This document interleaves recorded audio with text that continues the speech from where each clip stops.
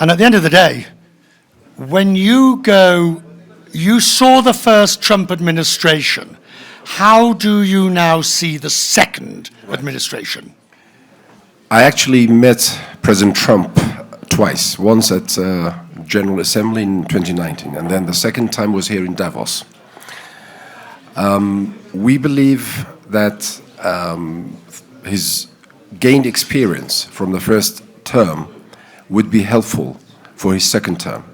And the political climate has changed dramatically in the region and I would say worldwide. The team that he has identified, who are key people, key individuals, I would say they're up to the job. And we have personal relation, or let's say knowing them on personal level. So this would be easier, let's say, for us to find access. There are two aspects, aren't there? There is the domestic and there's the international. The speed with which he has moved very much bears out what you just said, that it's not that he's learned the lessons, he's just learned how to pull the levers of power. He's come straight in and off the bat implemented policies, which is quite impressive at one level and quite worrying at another, because we don't know what's next. True, but with rapid changes in the region, and I think there are times when people feel that the machine in the United States moves very slowly, and it goes in one direction, and then by the time it takes a left turn or right turn, it takes time. But I think the fact that he has moved so rapidly is an indication that this time he means business.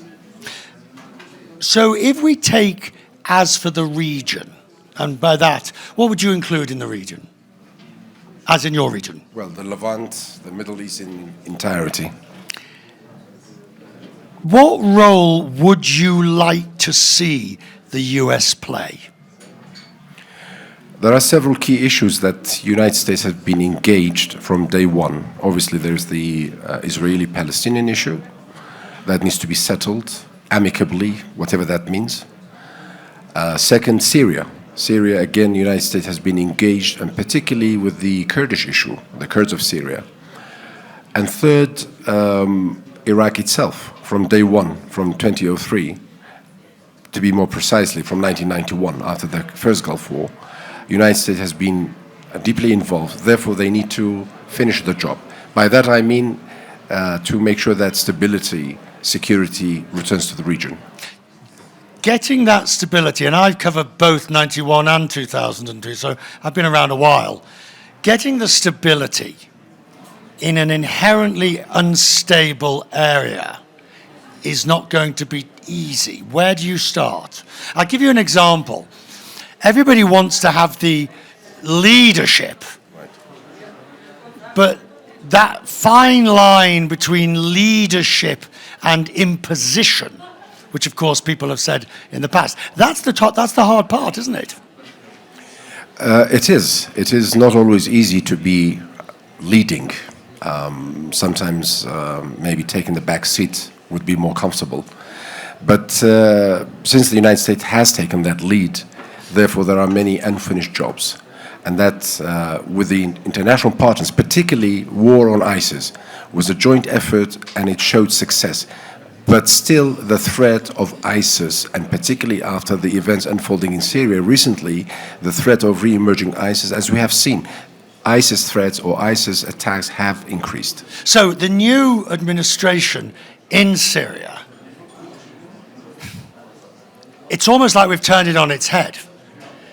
Do you have confidence in that administration? The rapid changes in Syria, I think it took everybody by surprise. Did it take you by surprise? I think even the current leaders in Damascus were taken by surprise. The level of the crumbling of the regime in matter of days, probably that was a big surprise to everybody. Currently, we're hearing right things, good things from the leaders in Damascus. Hopefully... Define what for you means right things and good things. Opening up to the world at large, basically, because we all know the backgrounds of this group. But currently, they have been very receptive to development, to coexistence, to more inclusive future for the Syrians. Are they entitled to the benefit of the doubt? Now, there's a real politic here. They've got government. They won. They've got it. So to a certain extent, you know, that old line, where does the 500-pound bear sit, wherever it wants to? They're there. Get used to it. There's nothing you can do about it. But I guess the question is the level of engagement that the West should, you know what I mean by the West, the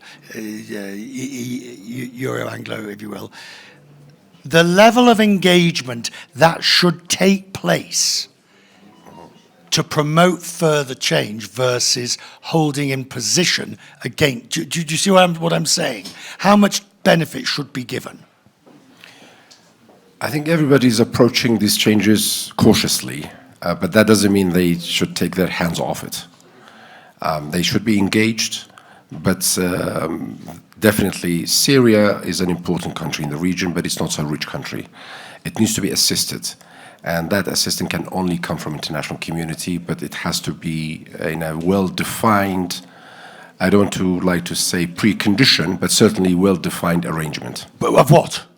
Sorry, I'm going to keep pushing you. You're the foreign minister. No, for sure. I mean, the whole idea to bring back stability, yes, and obviously coming to the Kurds in Syria. The Kurds in Syria were denied any rights. Many of them were even denied citizenship. So there has to be efforts towards equal citizenship first and foremost, and rights of communities, be it the Alawites, be it the Durzis and the Kurds and Christians and Turkmens and everybody else. All those communities, in some shape or form, suffered under the Assad regime, in some shape or form, over the last couple of decades. How does one bury the hatchet, as they say? I always think back to South Africa, post-apartheid, or Mandela comes in, you have the Truth and Reconciliation Commission, which was a model of its kind. Now, I'm not saying you do the same thing in Syria, but how do you allow the proper display, that you allow it to move forward, so that the rights of the wrong, so that the wrongs of the past are properly acknowledged, but it allows the community to move forward? That's the challenge. It is a challenge for sure, because the country has been ruled by iron fist for decades, and to move away from that mentality in a day and night, it's going to be difficult for sure. Particularly since the same people who were running the organizations, we learned this from when the Berlin Wall came down, the same people who are running it have to do both again, correct? Indeed. We have similar problems in Iraq. We are still not over it, but at least we have taken the right path. So it will take some time. It will be a difficult ride. But as I said, it has to be properly defined, and the approach of our Western friends, through their assistance to rebuilding Syria in every way, economically and socially and politically, they have to be assisted and pushed in the direction that it will best serve the people of Syria as a whole. No ideas imposed, but certainly something that can be chosen by the Syrians themselves, for them to be given that opportunity to choose. All right. How do you create a secure environment to allow that to happen?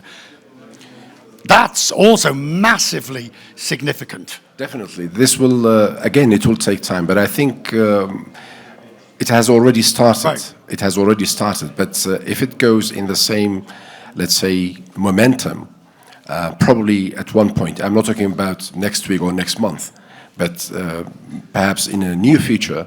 A transitional government can be elected somehow, and then obviously you need to have a new constitution which would identify and acknowledge the existence of all different communities, and the peaceful coexistence should be defined and underlined. I want to talk about that from the Iraqi experience. Right. We all come along after these massive changes, and I sort of think we know that we can't have a Wilsonian, democracy in a sense of a bicameral, the Westminster, etc., etc. Do you think we sometimes try to impose democratic systems that are not conducive to that particular country or region? I think system differs to values or principles. We may share same values and same principles, but maybe the same democracy might not be ideal because of cultural background. I mean, there are many other factors that contribute to building a society. But definitely certain values, certain principles, human rights, these should be upheld and should be encouraged. Now let's talk about your own region and the investment opportunities there and the ability to grow the region. The one thing investors want, what's the one thing investors want? They want stability. Right. They want stability. Well, let's go through the list. Stability, certainty, rule of law. Exactly, you said it. Now tell me about your own region in that respect. The ability to provide those for investors. I think we owe a lot to our own local investors. Some of them are represented here. They are the ones who have been supportive of government programs at a time when the government was facing difficulties, financial difficulties. They got the, let's say, the system going in infrastructure and the private sector. We have to also underline that the system in Iraq as a whole was more of a centralized state, socialist system. Everything was indexed to the state. The state was the mentor. The state was the big brother. The state was the provider. From cradle to grave, the state was responsible. We tried to move away from that, to encourage and to support and to develop a free market economy by encouraging entrepreneurship. And some of these fine people that you see here, they are all Is this one of them? self-made millionaires. Good to see you. Welcome. So we owe a great deal to them. So the government has been a regulator. The government has tried to provide the basic needs of the population, but also allowing the private sector to continue the wheel moving and going. We are facing challenges. We are not an independent entity. We are part of Iraq. We have certain issues with Baghdad, sometimes with the region as a whole. Nevertheless, I believe we are doing relatively well. In the past, our war and our fight has been to survive. But now we want to survive and thrive. Right, but is that relationship with Baghdad sufficiently defined, do you think? Or is it elegantly amorphous in a sense that it allows you that space that you see? You know, in doing my research, trying to understand the autonomous region, it sort of boggles the mind because on the one hand, it is federated, Yes. but it's not a federal. It's not Scotland to the United Kingdom, but it's not. You see where I'm going with this? It's not the European Union. Sure. It's almost as if this construct has been put together that is deliciously ambiguous when it needs to be. Yeah. Would you agree? I think what probably would define our relation with Baghdad, we have a constitution which was voted by 85% of the Iraqis in 2005, and this constitution was, the drafting of the constitution was helped with our friends from the West, United Nations, and I believe this is the best document that the entire region actually possesses. Right. We do have issues, and quite often we have been making it sure that, okay, if we have a problem, let's sit down and try to see what the Constitution says. Sadly, I'm sorry to say this because this would probably, it's not a bad mouthing of our colleagues in Baghdad, but sadly, there has been a kind of a objective and kind of ad hoc selection of certain articles of the Constitution. Nevertheless, in 2005 until 2014, I would say, the relation between Erbil and Baghdad was very good. We still have good relation. We have ministers in the cabinet, we have parliamentarians on the federal parliament, but we do have issues. There are economical issues, there are financial issues, budgetary issues, energy issue, disputed territories. Article 140 of the Constitution requires within set period of time, the disputed territories should be settled through a mechanism. That was in 2007. We are in 2025 now. So we still believe we can sit down. Can I ask you a blunt question? Sure. Do you believe the Constitution as it's currently framed, do you believe it's working? This is why we are saying that we should be going back to the Constitution, because there are issues and there is a roadmap how to solve these issues. It cannot be through decision of an individual, or this prime minister is better than the other one, or the previous one was better than it shouldn't be left to individuals how they behave. There is a law, there are laws, and there are constitution articles should be the mechanism to find solutions to our issues with Baghdad. What to you, and I'm going to be wanting to hear from others, what to you is the biggest strength of the region, of Kurdistan region? The biggest strength of our people is being their resilience, their determination. Through thick and thin, they've stood their grounds. In the past, our mountains were our only friends, but today we have many international friends, people like yourself sitting here with us, having in the Kurdish House in Davos, having Kurdish tea, and many other friends across the world. Where is my Kurdish tea? Although I have to say, weak Englishman here, little bit of tea, yes, lot of hot water. Right.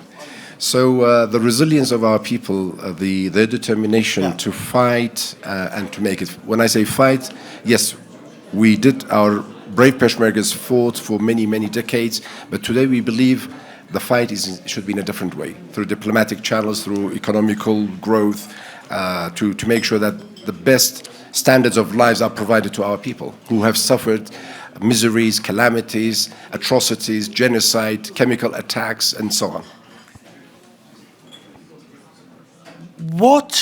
Oh, here we go. Lovely. Well done, sir. Thank you very much. How significant is the beauty of Davos is nothing's off limits. Right. Right? We agree? Indeed. How significant and how much more do you think needs to be done in the area of transparency, corruption, cleaning up the business environment, the rule of law? How much more needs to be done? Because that is essential if you're going to join the league, if you will.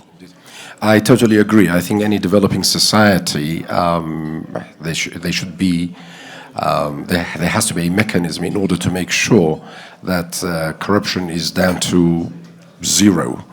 That's not going to happen. I was going to finish that. But at the same time, when it's not only financial corruption, but also there is administrative corruption, because the bureaucracy, the routine, the red tape sometimes is a killer.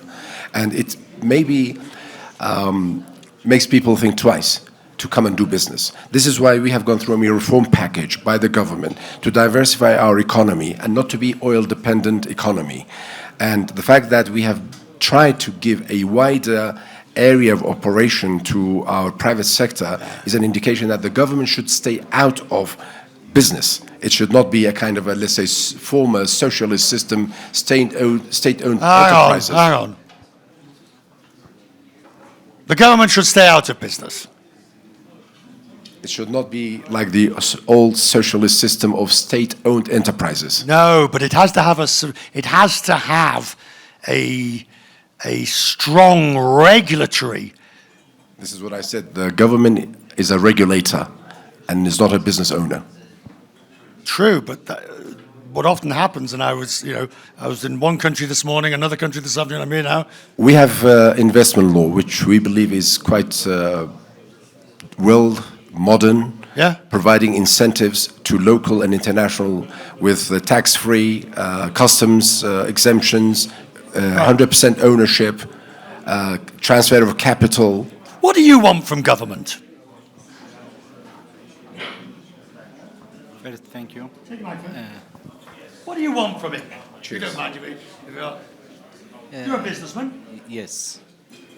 My name is Zeshwan. I am the owner of Galiawa Group. We are working in industrial and real estates in different type of industrial. I want to answer your question.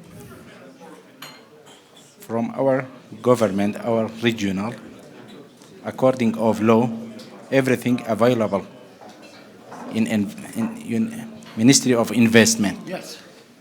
What we want the government, our regional is working more with Baghdad, not the Baghdad not make more problem for our industrial in KRG. Like what? For example, we have some factory in Erbil, the capital of KRG. Same factory in another city, but he take some incentive from the Baghdad, but not giving for the KRG. That's big problem for us. Some internal issues with Baghdad. Right? Thank you. The relationship between the two. It's difficult. By law and by constitution, I think things are well defined. But there are times when individuals can create problem. As this gentleman mentioned, yes, certain products produced in Kurdistan either are not being permitted to go to south of Iraq, or sometimes, I'm sorry to say this, but through special arrangements, they can go.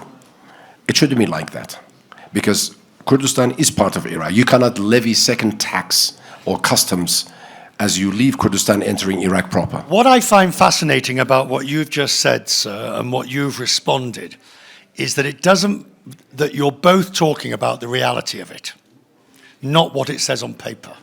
You're both describing the challenge of actually living it. Would you agree? True. And that is, so I want to, as we come to the end here, I just want to know, what is it? People like yourself have been vested with the power and the authority and the influence. What is it you'd like to do in the next 12 months? Probably reduce some of those power and influence. Nah, power once given is rarely ceded. Well, there will be a new cabinet, so I'm not sure if I'm going to be in the cabinet. So that would you like to be? That will automatically fade away. No. So to my credit, I assume, since you're excellent knowledge of me, I assume you're familiar with Yes Minister. Absolutely, and yes, Prime Minister. Yes, Prime Minister. So when I ask you, do you want to be in the cabinet? I have no ambitions, but I'll be ready to serve if required. Well, you answered for me. I've been in this political life since late 80s, so it's quite some time. But to be honest, I mean, jokes apart, I mean, definitely, I think the government has tried and will be continuing, because, to be honest, for us it's been trial and error. I mean, in 1991, when we took over the last swath of the territory of Kurdistan Region, we had our first election in 1992. And we have been learning, despite the challenges, despite living in the shark-infested waters. We are making mistakes for sure, but we are trying to learn from our mistakes. And being here in Davos, when we meet people and we're trying to build bridges with different countries, different cultures, different economies, different states, we're trying to learn from their experience. So I'm not saying that we are a perfect example of democracy or, let's say, administration. We have our faults, but at least we admit to it. We try to make it better, and we're trying to learn from the examples, successful examples of other friends. And governments, as I said, as a regulator, is trying to move away and let the business people do their business and attract foreign investment into the region. Will you invite me? You have an open invitation. Next time in Erbil. Thank you very much. Gentlemen.